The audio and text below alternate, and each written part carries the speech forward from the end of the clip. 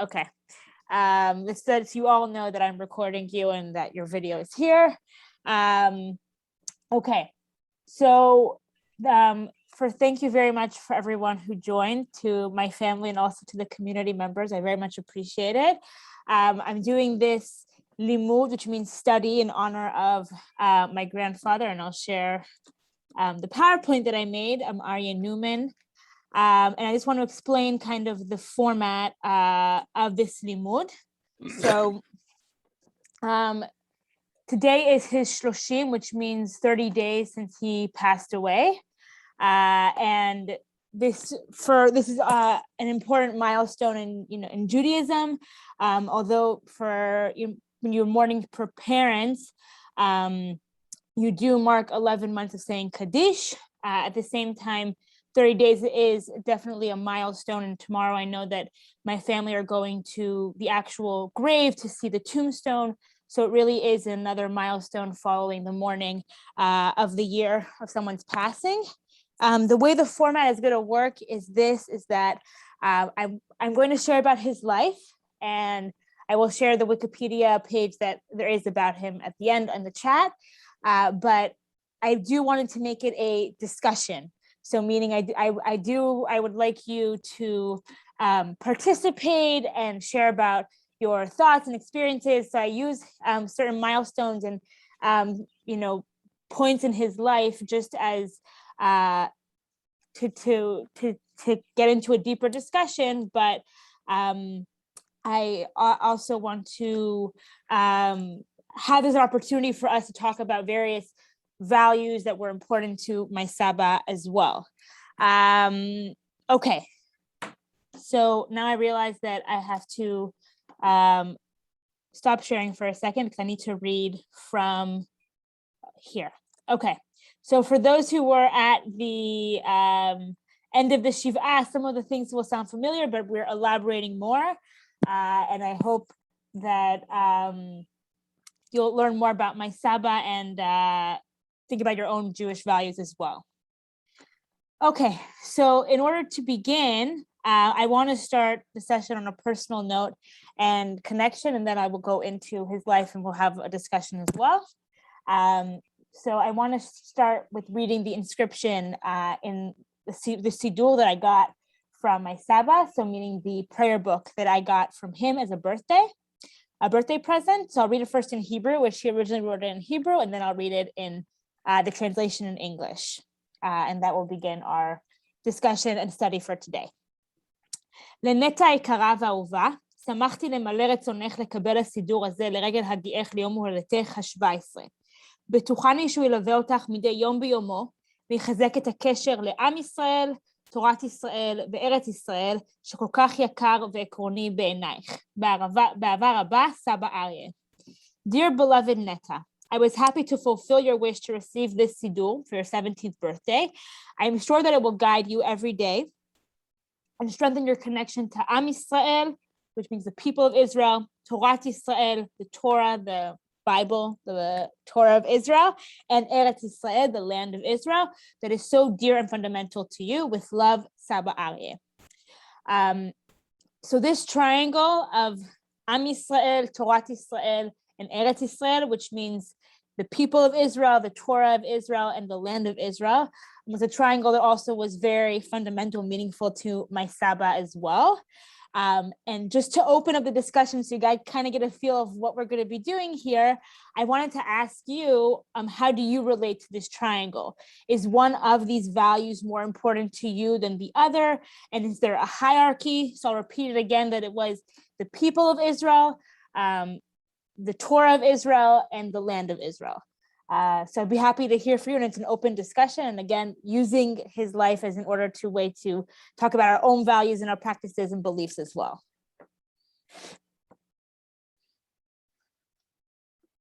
Yes, Taibo.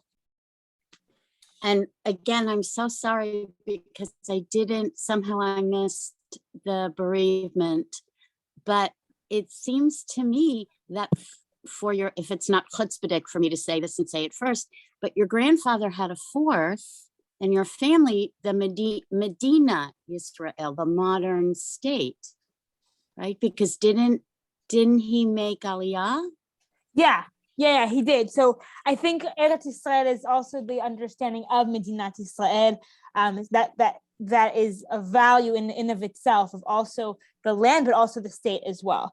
And if you're already speaking, I mean, do you have any hierarchy or something that's more important to you than other regarding these three values? Like names, you know, I'll go back to the Parsha. Sometimes he's Yaakov, sometimes he's Israel. Depends on what role, it depends on the context. Okay. I mean, that's the whole part of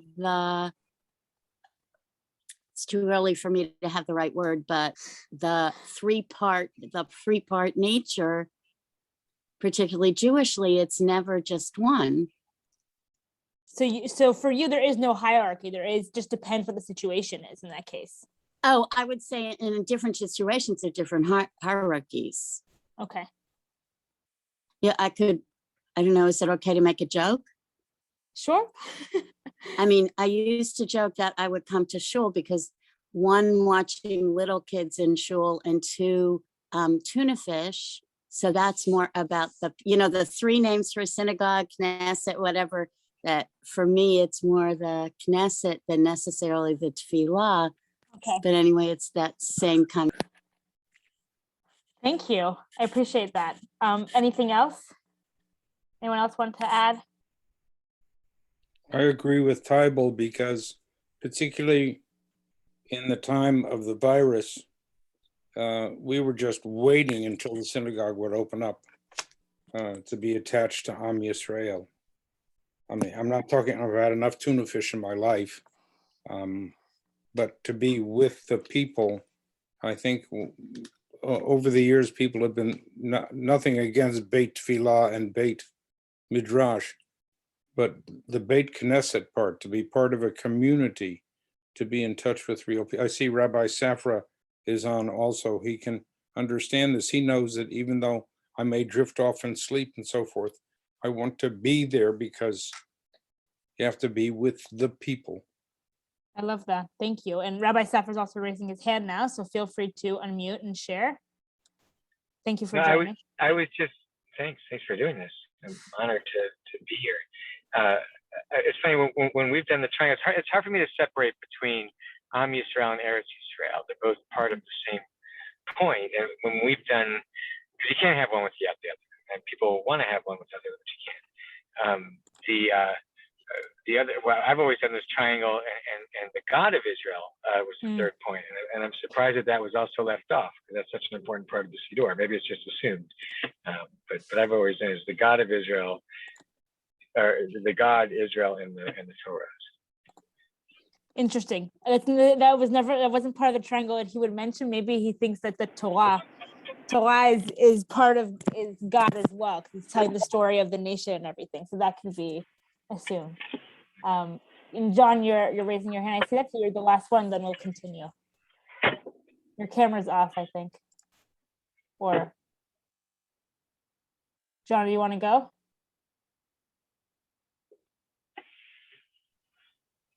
You need to unmute also if you want to talk. I don't know if there was a mistake. Okay, John was raising his hand, but he's not talking, so we'll just continue on. Okay. Or the internet's just very bad, I don't know. You need to unmute Is it yourself. working? Now it's Yeah. working. Okay. My Zoom exploded. I apologize. My computer's been problems lately. I think to me the most important one is certainly the Torah of Israel, because I don't think you have the other two things without the Torah. I don't think you have the land of Israel. It doesn't have any significance without the Torah, and I don't think the people of Israel ultimately exists or has significance independent of the Torah. I think you have to have that, and you can have the others. Now, one could say that the people of Israel and the land of Israel reinforce the Torah, but it seems to me, the way I think about things, the Torah came first before all these other things. In terms of how we think about it today, and so to me, that's always foremost in mind. Thank you. I appreciate that, and I appreciate everyone sharing their opinions. This is kind of what I'm hoping for the rest of the session as well, and so I appreciate you sharing your thoughts. So now, now that we open up that discussion and kind of this 3 points, I want to go starting to share about my Sabba's life. So I'm limited with pictures. My dad made a beautiful PowerPoint presentation that I couldn't take so many pictures from, but I will show a minute later on from that video that he made, and I did take some screenshots of pictures, but we'll use the limited pictures in this PowerPoint as well. So my Sabba was born in 1924 in Leeds, UK.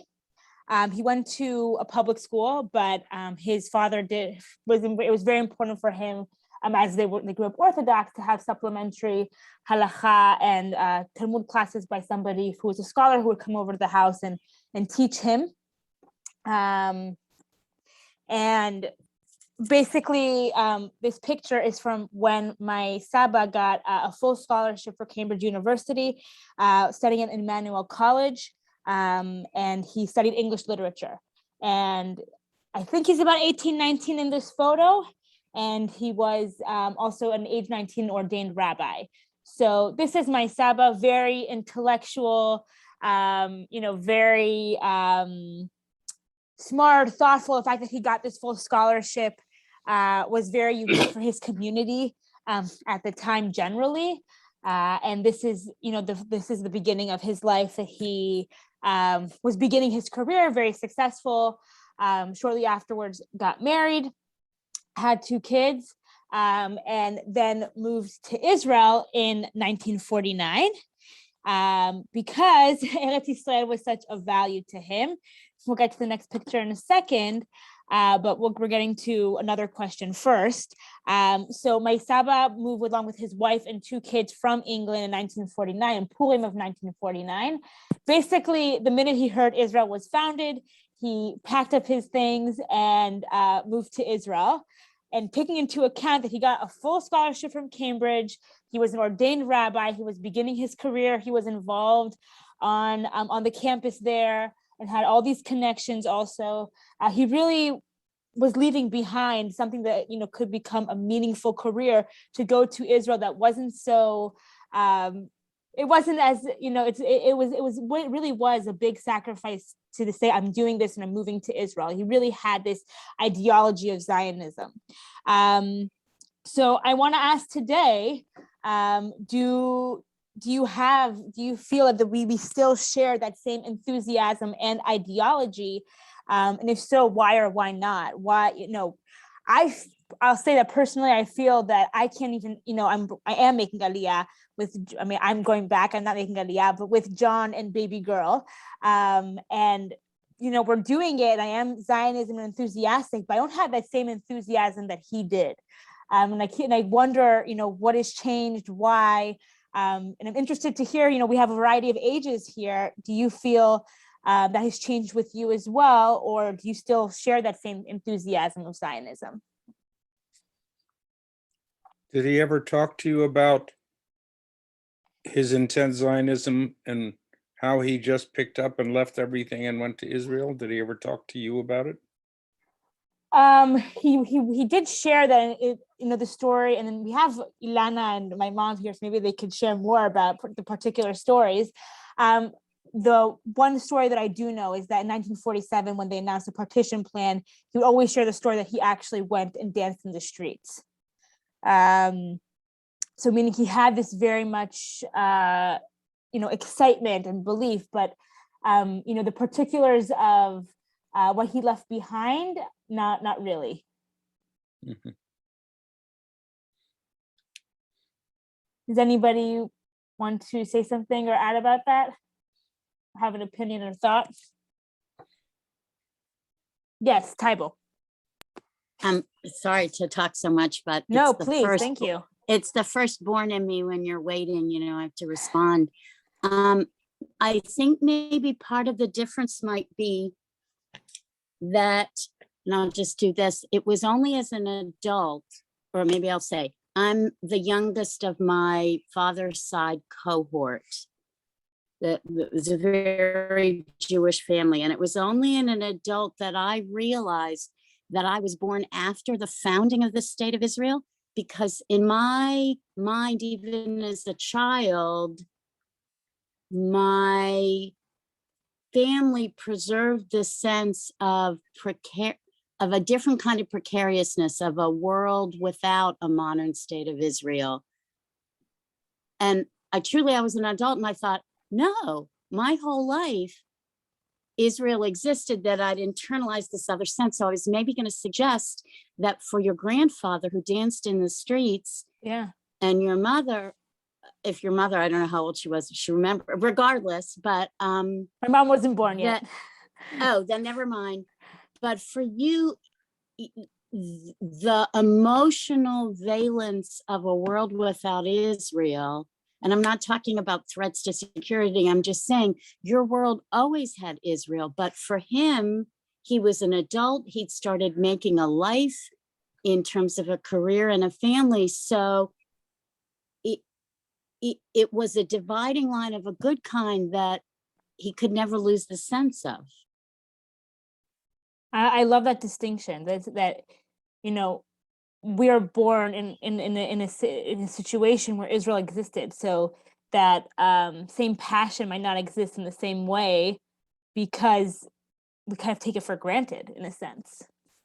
Does anybody else have something to add? Also, maybe talking about your own personal connections. Yeah, Ilana. Well, he was a fervent Zionist, and he always knew that he would come to Israel at some point. And you have to remember that his own grandfather made Aliyah and came to Israel and lived in Petah Tikva. He's buried in Petah Tikva. I can't remember which one it is. Esti, can you remind me? One of his grandparents. I've forgotten already. His mother's parents. Sorry? His mother's parents. The Rosenbergs, his mother's parents. That's right. They're buried in Petah Tikva. So he did have something. Very true. Your great-great-grandparents. Wow. Yeah. That's right. That's right. Have you been to their graves? I personally have not. Neither have I. I think only my father went to his grave. We're not grave goers. Yeah, it was very much the belief that we never had the whole minhag of going up to the grave. It was something that he very much, my Sabba very much didn't believe in. Interestingly enough, you buried somebody, and then you went for the Gilui Matzeva, and that's it. The revealing of the tombstone. Thank you very much. Does anybody else want to add anything? Okay. But you did know you did know that your great-great-grandfather had made Aliyah. Yes. No, I did not know that. You see, I'm learning stuff all the time. We're all the time learning about my father. He was so prolific in everything, and every day I'm revealing something new, even though I was with him and I spoke to him, but there's always something new. Yes. I still need to open the email you sent me, Ilana. Okay, so the next part of his life is in Israel, and he lived, I'm using this picture, but this is later on. He lived in Pardes Chana and worked very hard in order to meet ends meet in Israel. And it really was, a decision and following the ideology and following this belief to be living in the state of Israel. And he originally didn't find, that place for him to kind of grow and thrive. And Ilana mentioned to me beforehand that he would, go away for the week and come back on the weekends to be with the family. He worked something like, I remember hearing, 3 jobs at one point just to provide a living for his family. Later on, he did find his place. This is a picture from him at Hebrew University. He was the head of the department for English as a second language. And something that I personally connect to more is his work at the Jewish Agency. So I'm going to stop sharing so I say the actual name of the title properly.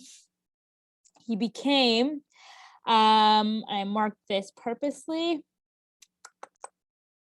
the director of English educational programs in the Department for Religious Education and Culture at the Jewish Agency.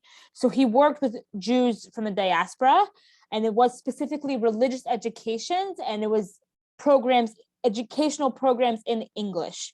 Okay, so doing educational religious programs in English for Jews in the diaspora. So if it sounds familiar to you in any way, yes, I am very much going in my grandfather's footsteps, and it's something that is very, meaningful to me, something that I see myself and pursue, etc. And in honor, and also before I get to his most notable work he did during that time doing religious education, I wanted to share one video, and this is from a longer video my dad prepared in honor of my grandmother passing away in 2011, so exactly a decade ago, more or less.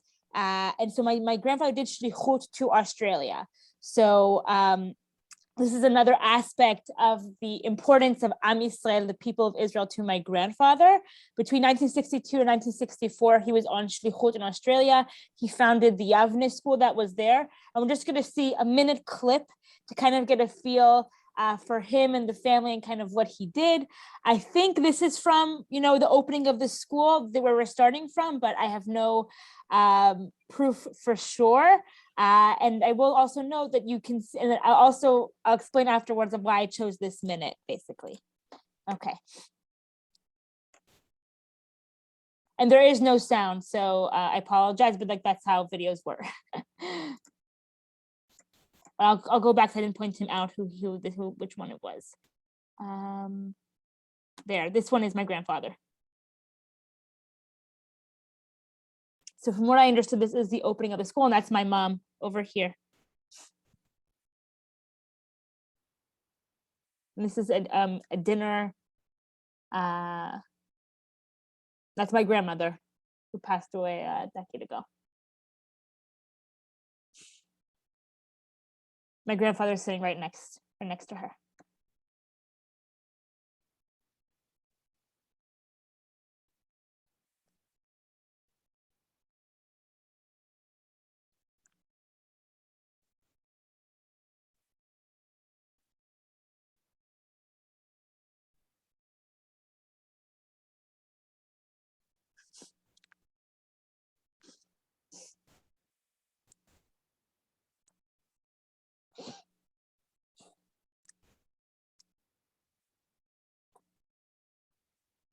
Okay.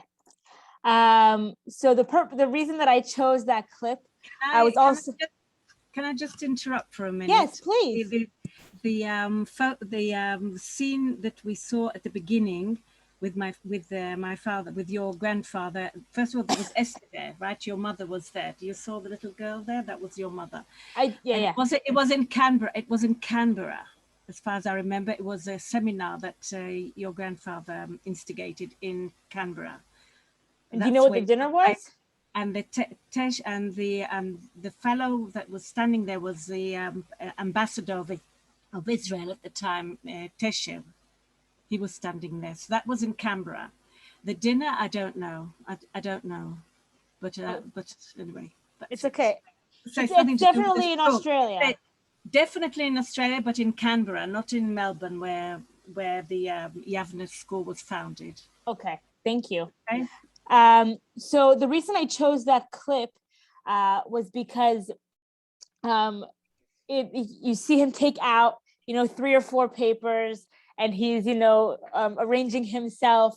So I have very vivid memories of I was telling John this recently, that my grandfather would do on Shabbat 40-minute Dvar Torah, because he had this wealth of knowledge that he would just keep talking.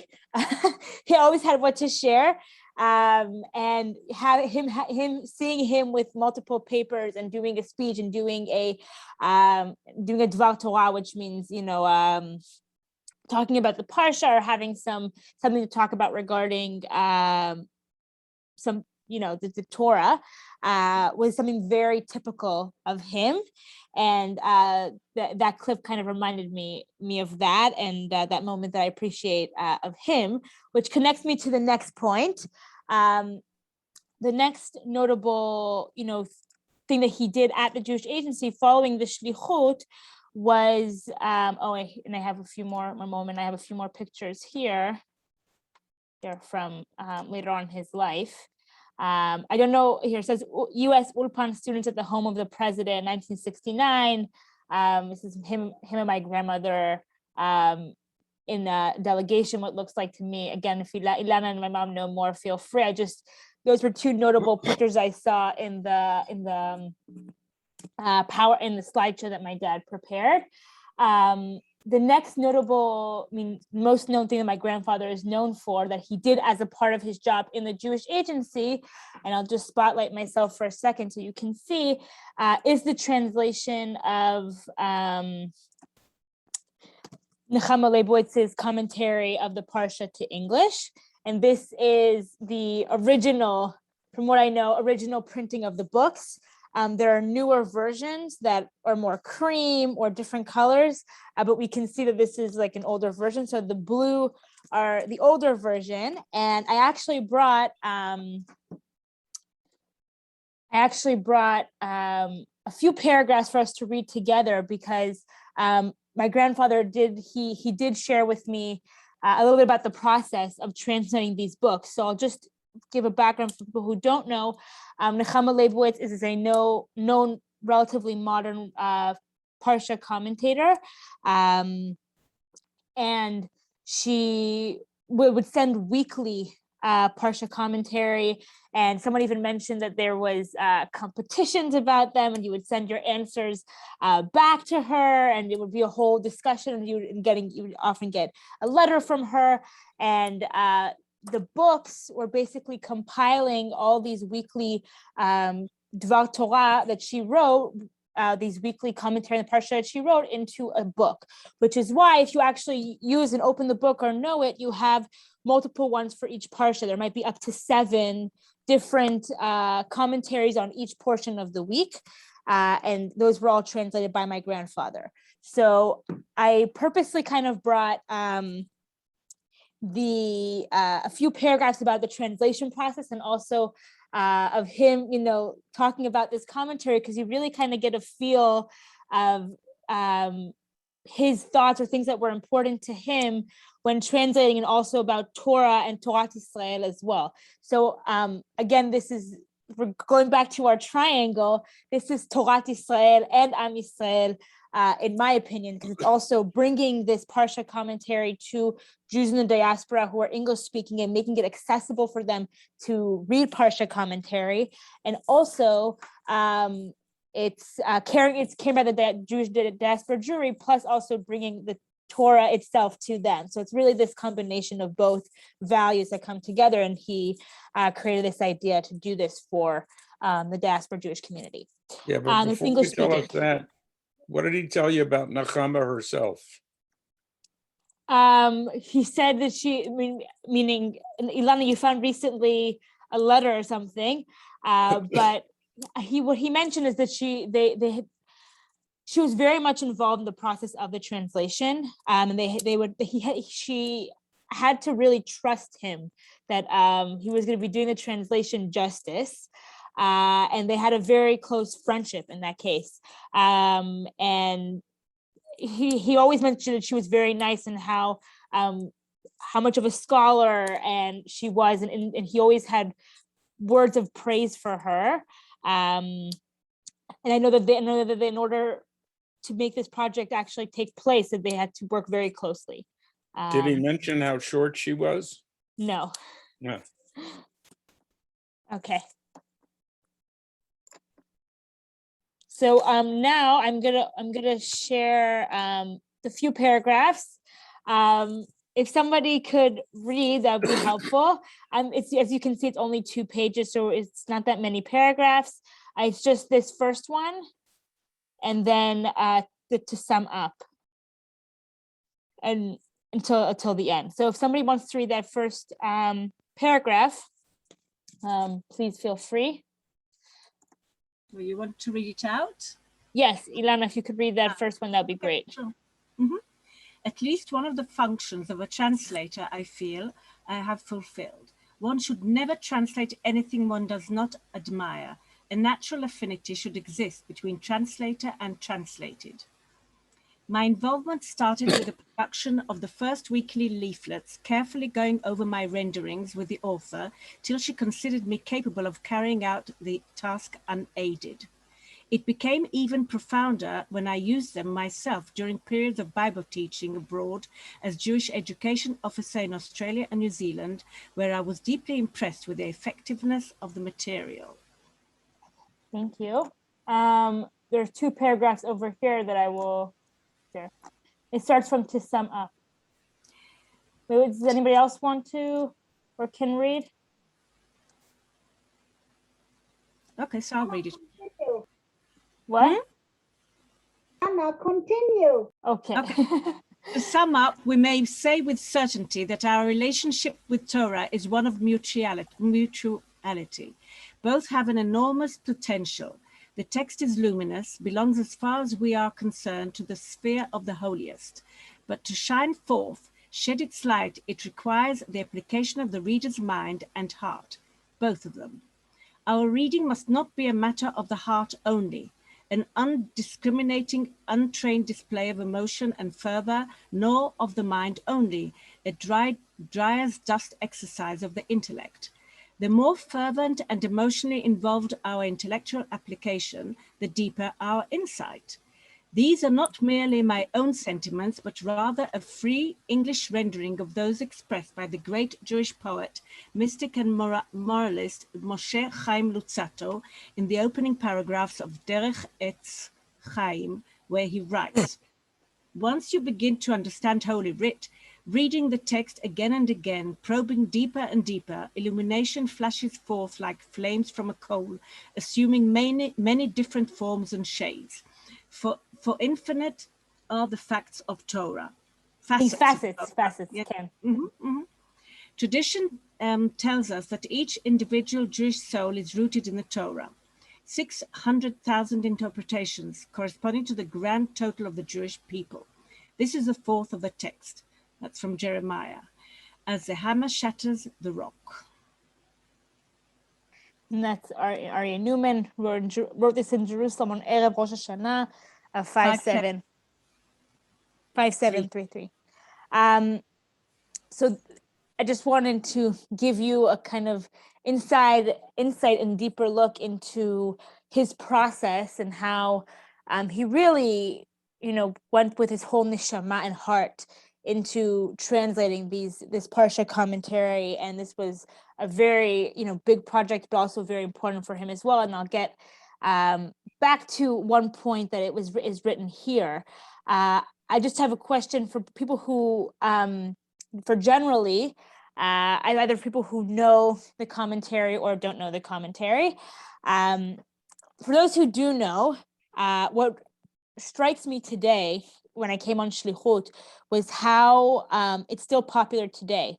Meaning I go to people's houses and I go into people's offices also, and I see that the Nechama Leibowitz translation and these books are still being taught and used today and quoted.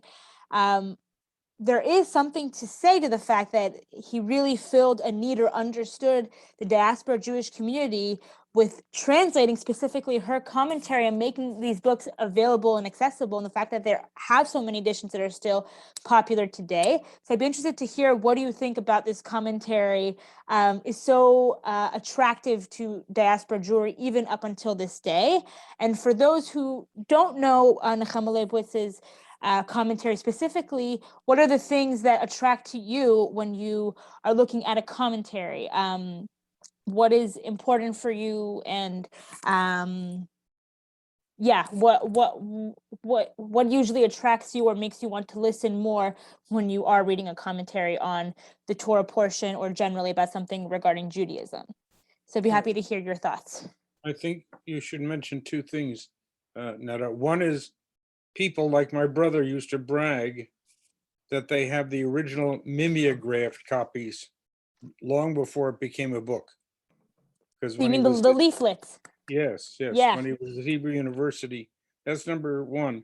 Number 2, she was really a giant among commentators, people from fields that were in that field of biblical commentary respected her very highly as being unique and profound. So all I had to do was mention Nechama's name or quote something by Nechama and everybody can listen. But I'm interested to hear, do you think that there's a reason that it's still that way today? Meaning there's so many more people who, provide commentary and her books are still popular today. Well, because people are telling people, no matter what you're doing in the way of studying the Parsha, you should really look at Nechama. I mean, she's absolutely essential. She came up with stuff that nobody else came up with. Al Yamin va'al Smol. Is anybody else? Thank you very much. Does anybody else want to add or have any thoughts?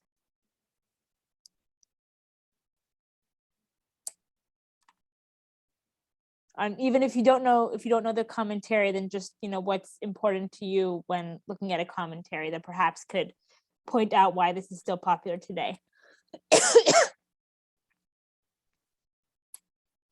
Well, it's accessible. You don't have to. It's not like reading Ibn Ezra where you break your teeth trying to understand what the heck he's talking about, or the Ramban. I mean, it's as accessible as reading Rashi in the Talmud. If you had a choice of trying to understand the text, you can read her stuff and understand without being an Emil Fackenheim or Elie Wiesel or somebody like that. Stam people can understand her stuff.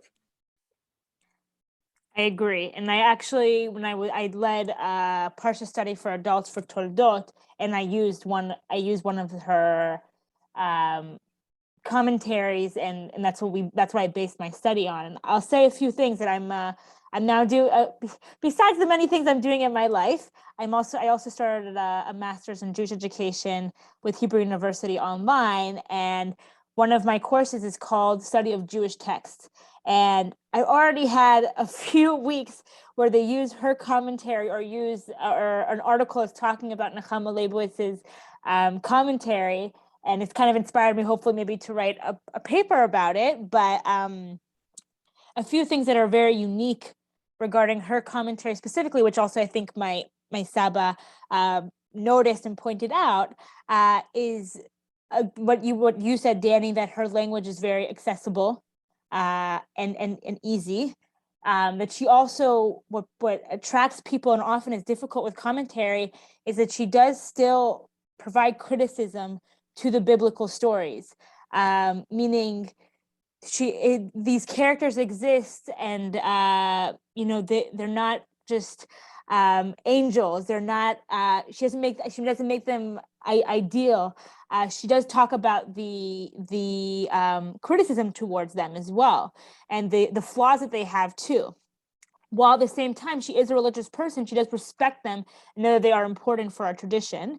And that the final thing also is that she brings a lot of other commentators herself, meaning it's not just her talking, but she really does quote other commentators from all over the place, old and new and modern and various philosophers as well, that really kind of add to her argument as well. And I think that a lot of people can relate to this fact as well.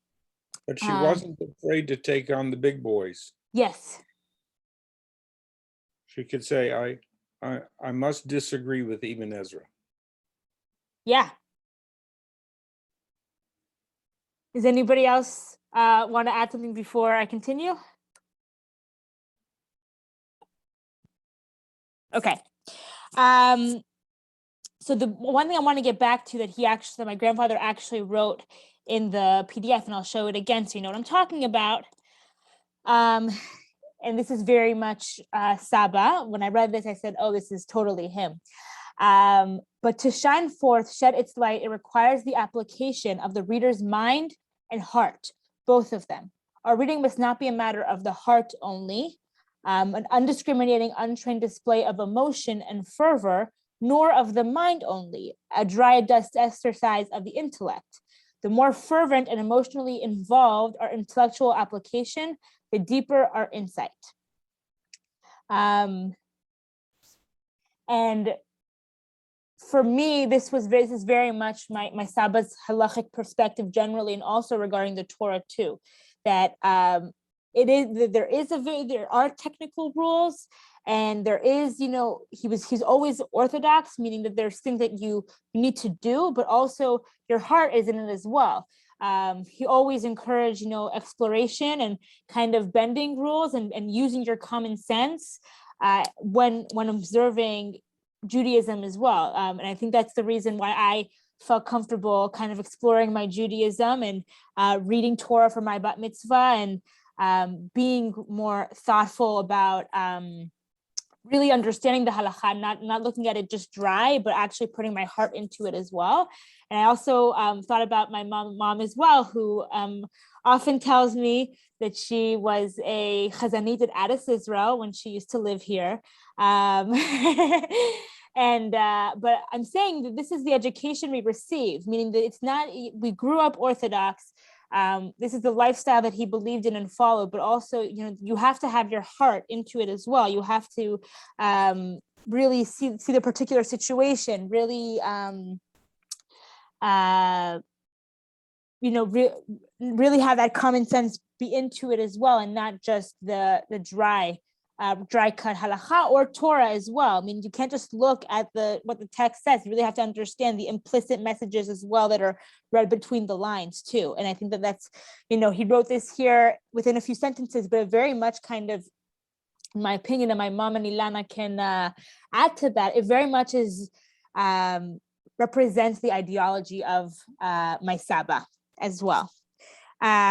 And I think this is a very, big thing about Torah Israel, that his view of that too. So before I conclude, the final question that I did want to ask is about that balance of heart and mind. And I wanted to hear about your own halachic practice. I mean, I grew up, modern Orthodox, and I'm still modern Orthodox, and I've had, certain changes back and forth, but I haven't really moved that much. But where is that balance of heart and mind for you? How important is that dry cut halakha versus also what you feel in your heart and your common sense, and where's that balance for you that he was talking about? So I wrote, what is more important and what guides your decisions? So I'd be happy to hear your thoughts as well regarding your own practice.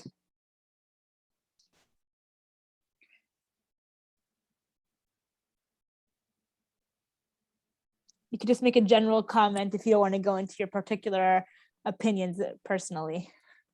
Has your time at B'nai Israel kept you thinking about all kinds of halachic issues? Yes. From both directions. But definitely that it's kept me thinking about my own practice and thinking about halachic decisions and thoughts. Yes.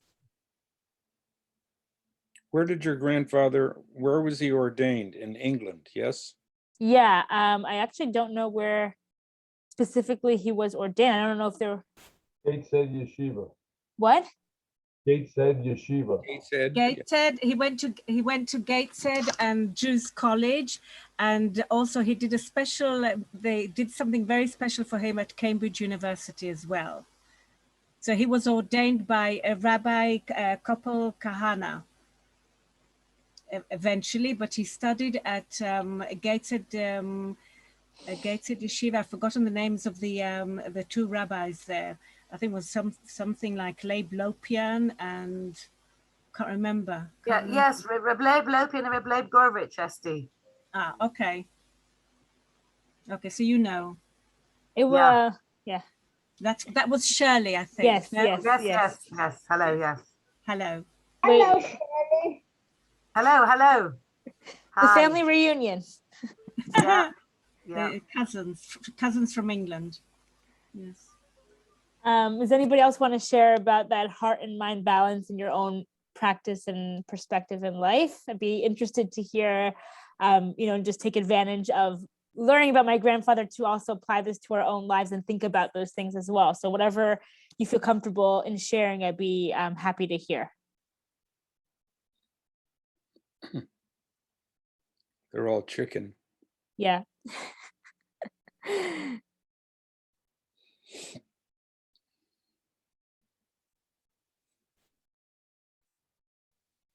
Okay. Avia, yes, Avia, I saw you on mute. If you feel comfortable sharing, I appreciate it. Or else it was a mistake, which is okay. And that time, the last Shabbos when we were walking home, or the one before, I have to quote my mother, the great Talmidat Chachamim. You know, I had an umbrella and it was raining, and you don't use the umbrella on Shabbos. Yeah. And my mother would say to me, if it's raining, put up the umbrella. Don't get yourself wet. It's the seichel when it comes to that. And I understand her position. I know the source of why people don't use umbrellas. So I use the umbrellas. Also, when you know somebody like, I have his whole shelf over there, Professor Daniel Sperber, he comes up with things where he sounds like he's just out of the seminary or out of HUC on some of the things, because he knows everything by heart. And he pulls it out and he says, well, you know, like just one example, people with shmura matzah. And he goes back historically and he says, shmura matzah was only the most stringent, and all of a sudden it became it. And then he explains what the whole process was back then and how it's not really a big deal. Now, this is from a guy who's been a rabbi at Bar Ilan for all those years, etc. Yes, he's a relative of ours, by the way, well known by us. Mom's side. He's a relative? Yeah, Daniel Sperber, of course. And my father actually sent him a letter not long ago to commend him on his halachic thing about, what was it, Shichur Agunah.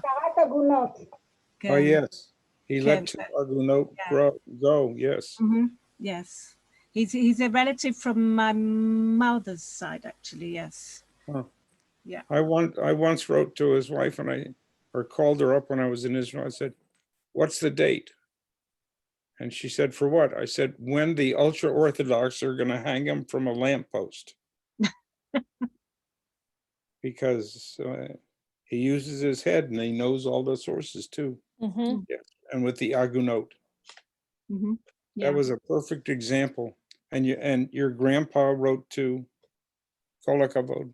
Ken, he wrote him a letter. We have a copy of it, yes. And he actually was so thrilled to receive something from my grandfather that he called him, and yes. Thank you. Thank you for adding that. And it goes to show exactly the modern application of this heart and mind that my grandfather so much believed in, whether it was with, being a part of this project of the commentary in the Parsha, or also, like we were saying, the modern application of this as well. So I'll summarize and conclude, and thank you all also for joining and listening. So I wanted to highlight, various moments in my Sabba's life, and also share a little bit more about him and his personal story, while at the same time also talking about the values that were important to him and how I learned from them today, and also kind of allowing us to think about those questions and thinking about these ideals today at the same time. So those are the values of that triangle, which was Torah Yisrael, Eretz Yisrael, and Am Yisrael, which maybe we agree with or don't agree with and think we should add or take off. And also somebody who really did a lot and teaching us that actions speak louder than words, and how being active is so important to really make an impact on the world and the Jewish world generally. And how he's an inspiration to me and to the Jewish people with the contributions he's brought, and I think the biggest example is this book, and translating the commentary.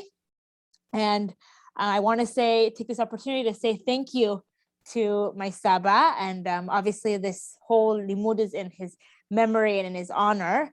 And I hope that even if you didn't participate in my various questions, that it did give you an opportunity to think and reflect about these values, about Zionism, about, Torat Israel and the land of Israel and the people of Israel, and how those values apply to your own life and what is important for you when thinking about your Judaism and your practice in Israel as well.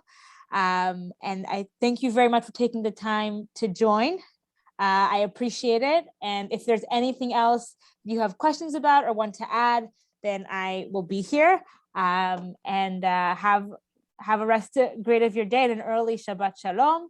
And yes,